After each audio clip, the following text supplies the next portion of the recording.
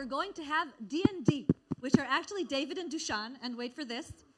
They're going to be speaking at D10E about decentralization. So please, David and DUŠAN. Thank you.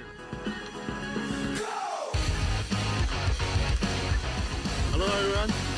I can feel there is a lot of energy in the room immediately. Do you know why? There is a reason. There was somebody who discovered electricity. Do you know who that actually was? Nobody knows? A guy called Nikola Tesla. Have you ever heard about him? Hands up for who knows Nikola Tesla. Okay, quite a few. Okay, I'm fourth generation Nikola Tesla. I have energy. I'll give you some of that energy today. All right, so what are we going to talk about here? We're going to talk about how many of you have done a blockchain equity investment? Like equity investments, hands up. 5, 6, 7, 8. How many have invested in an ICO or token generating event? 8, 9, 10, 11, 12, 13, 14, 15, 16, 17, 18, 19, 20. Okay, 21. Okay, we're getting better. So that's what we're going to talk about. You know, old guys like us who used to invest in equity investments and now going into blockchain and ICO. A little bit what Brad talked about earlier. How is how are we changing the landscape? Who is coming into the game now? We're going to talk about what Synco and Mobo talked about, these new generation platforms. But what we believe is that really the new funds that will be there out there will be truly decentralized and will have liquidity. So we're talking about ourselves, but we are really talking about an industry trend. So who are we? I used to be started an internet bank, Mona Bank, exited that as an entrepreneur in 2004, and then basically invested in payments, in equity. And I was very lucky to have 3 exits in a week in 2012, got Angel of the Year award in 2013, and then moved in parallel to blockchain and ICO. So payments, blockchain and ICO. I think you know, if you've been in payments, that you kind of understand it. Go get Emma. David Guo started eCash, a first digital decentralized currency, in 1983. So, you know, these discussions has been for a while. So the question was only when and why. So what we are doing, we're decentralizing everything. So it's not only me, but also my partner, David. I'm DUŠAN, this is David. Hello, everyone. I'm David Yu. Yeah. Actually, I'm a venture investor. Previously, I managed a Chinese government fund, a private equity fund in China. And then personally, I'm an angel investor with 10 years. In my portfolio in angel investor, 2 unicorns already. Yeah, and I prefer that I'm sure that the next one should come in from the blockchain, not the previous high-tech companies. Yeah. So we moved from the traditional equity. We've done 4 token generating events for the last couple of months. As you can see here, Bounties was powered by Kenya, 12 million Australian dollars. Shares Boost doing their private pre-sale, 30 million right now. Bluezell, $19.5 million in January. And Striking going on GBX right now, a 20 million hard cap. They will talk more about that later. So we've learned a little bit about, what token generating events are and all that stuff.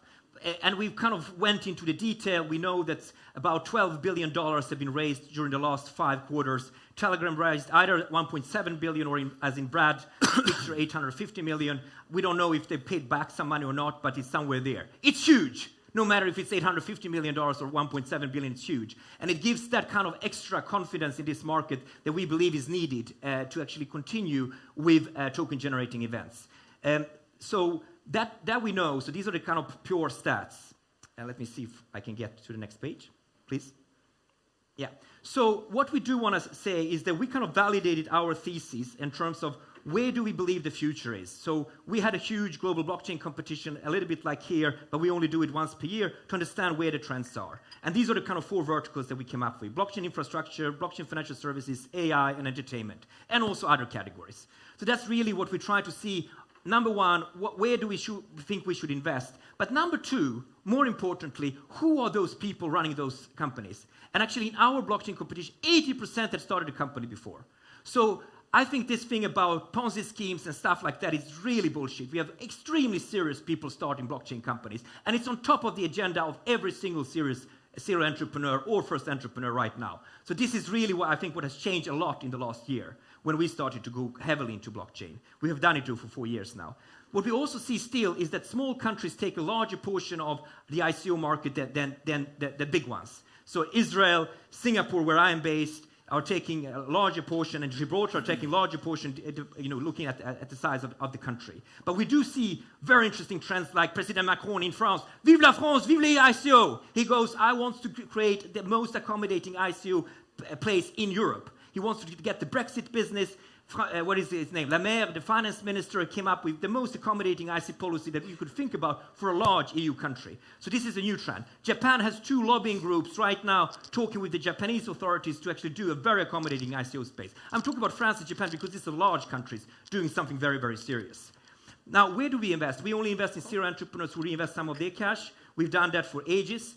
We originally, like I said, invest in payments, blockchain, data analytics. Today, only blockchain.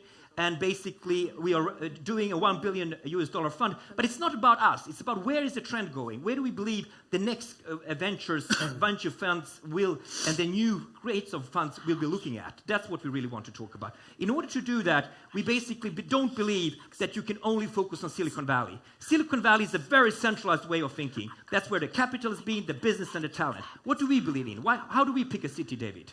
Yeah, I think we have some criteria to select these cities. The one is, I think, it's an ecosystem, and another is a community, and also the financial market, also the regulation policies, local policies. You know, so why, for example, Shanghai, Beijing, the China market, even a lot of the most successful blockchain projects from Israel, they all needed, you know, the Chinese investors, the Chinese market, for example, and Berlin, maybe a lot of, you know, the very talented and developer there, and also Bay Area. So, and as you can see, Tel Aviv kind of kicks in terms of this criteria that David mentioned, 3 out of 4. So it's kind of perfect, Tel Aviv. We want to be here even more in the future. So what are the trends? We saw Mobo. You all saw that kind of new platforms coming up. We saw Cinco just before. Those that we are more familiar are JBX, because actually we are sponsors there, and we decided to underwrite the whole process for our own portfolio company there. So Striking is one of them. We are investors in SharesPost, which also doing security tokens, and we also are very close to Coin, which has invested in GBX. So these are the 3 that we know. But we see a big trend in regulated, basically, platforms that can do both primary and secondary. We think that's a tremendous opportunity for all entrepreneurs, but also for the fund like us to raise money there. The second trend we see is actually really liquidity in smart contracts, like Spice VC, like Blockchain Capital is doing, so that existing investors can get liquidity once they've invested. That's the second trend we see on a mega scale. In terms of regulation, all green means that we can invest both in equity level and at ICO level. Normally, we invest in equity, private pre-sale ICO. That's a trend I think we will see from people coming from our side. The red ones is only equity because ICOs are not allowed. So you can see a lot of happening in Asia and US. And basically, you can see Europe really picking up. So Europe is definitely catching up. And between equity and tokens, we basically invest in equity to start with. So the 3 types of liquidity that we really believe in is fundamental. Number 1, in the underlying investments, like we've done the 4 ICOs, we believe that is a trend continue to happen. So basically, we invest in the equity, private pre-sale, and then ICO. We believe that is going to generate equity much earlier than a traditional 10 years for normal equity investors to get a liquidity event on. The model that I'm describing makes you liquid in 3 to 4 years, at least partial liquidity. The other piece is that we create liquidity between all existing investors, like I mentioned. We have about 3,000 that we are setting up in True Ventures 4+, that we create liquidity for, and the last one is defaults. Next one is basically tokenized fund. We are actually, our fund is a tokenized fund. We have 2 layers. One layer is from the partners. Actually, we have at least 60 partners all over the world. And the second layer, actually, we have a lot of partners from the institute investors, also the accredited private investors. Yeah, and.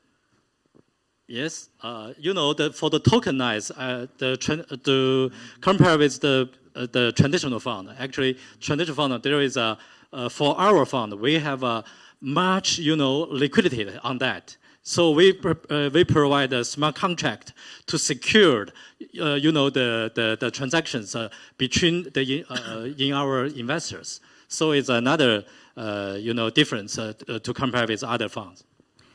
So these two trends, we believe, are global trends that any fund can do. The only way we are different from any way of future funds is that we are actually already present in 11 cities, going to 30, and we do actually actively help our portfolio companies. We get warrants for that. That's called tokens today. That's called ecosystem allocation. That's actually really, if you have active decentralized investors, that's really where they can actually really prove a value add. And we think that this can be scaled way better with the token economy as opposed to the old stock option economy and warrants economy.